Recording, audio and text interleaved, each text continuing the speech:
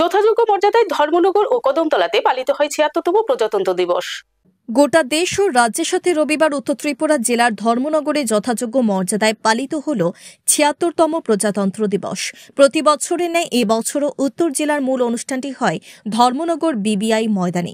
এদিন সকাল ৯টায় জাতীয় পতাকা উত্তোলন করেন রাজ্য বিধানসভার অধ্যক্ষ তথা ধর্মনগরের বিধায়ক বিশ্ববন্ধু সেন। তারপর পরিবেশিত হয় জাতীয় সঙ্গীত। জাতীয় সঙ্গীত শেষে সুসজ্জিত গাড়িতে করে মাঠ পরিদর্শন করেন অধ্যক্ষ।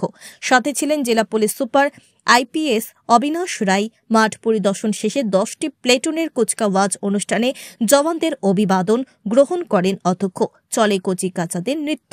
এদিকে স্বাগত ভাষণ রাখতে গিয়ে প্রজাতন্ত্র দিবস সম্বন্ধে সকলের উদ্দেশ্যে রাজ্য বিধানসভার অধ্যক্ষ বিশ্ববন্ধু সেন বিশদে আলোচনা রাখেন। তুলে ধরেন কেন্দ্র ও রাজ্য সরকারের বিভিন্ন উন্নয়নের কথা।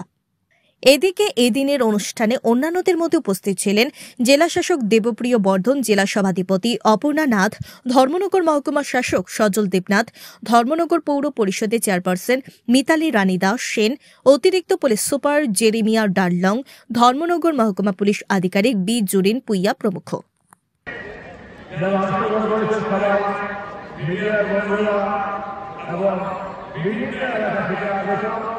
আমার ধর্মনগরের ভাই বোন নগরবৃন্দ সবাইকে নমস্কার, শ্রদ্ধা, শুভেচ্ছা এবং ৭৬তম প্রজাতন্ত্র দিবসের হাজার হাজার অভিনন্দন জানাই।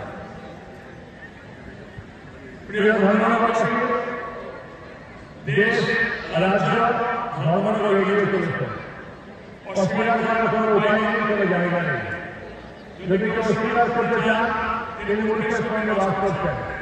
মাননীয় প্রধানমন্ত্রী নরেন্দ্র মোদীর নেতৃত্বে দেশ কোথায় গিয়ে পৌঁছেছে জাতীয় এবং আন্তর্জাতিক স্তরে কম বেশি সবাই জানেন, অবহিত আছেন। প্রফেসর ডাক্তার মানিক শাহ মাননীয় মুখ্যমন্ত্রী নেতৃত্বে ত্রিপুরা রাজ্য কোথায় এগিয়ে যাচ্ছে, এগিয়ে চলেছে। নিত্যনূতন ছাত্র থেকে, মহিলা থেকে, শিশু থেকে সমাজের সর্বস্তরের প্রতিটি জনগণের ক্ষেত্রের জন্য আমাদের রাজ্য সরকার, কেন্দ্রীয় সরকার মিলেমিশে কাজ করে যাচ্ছে। ধর্মনগর কোথায় ছিল, আজকে কোথায় এসে পৌঁছেছে, কংগ্রেস সমাজের সম্মত উপলব্ধির মধ্যে এসে গেছে। আমি বক্তব্য নির্বাচনে আপনার কোনো কথা বলি।